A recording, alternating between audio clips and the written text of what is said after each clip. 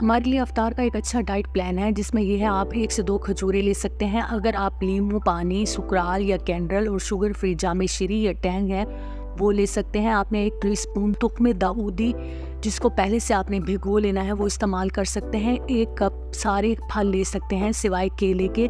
इसके अलावा आपने लेमन नहीं डालना, क्रीम या चीनी नहीं डालनी, सिर्फ चाट मसाला डालकर इस्तेमाल कर सकते हैं। इसके अलावा 3 से 4 पकोड़े जो कि आपने ओनियन यानी प्याज का जो रिंग होता है उसको बेसन लगाकर जितना ऑयल में एक अंडा बनाया जाता है उसने में उसे तल लेना है और आप वो ले सकते हैं। अगर ये नहीं खाना चाहते तो आप बैंगन के पतले स्लाइस लेकर उनको बेसन लगाकर तल सकते हैं।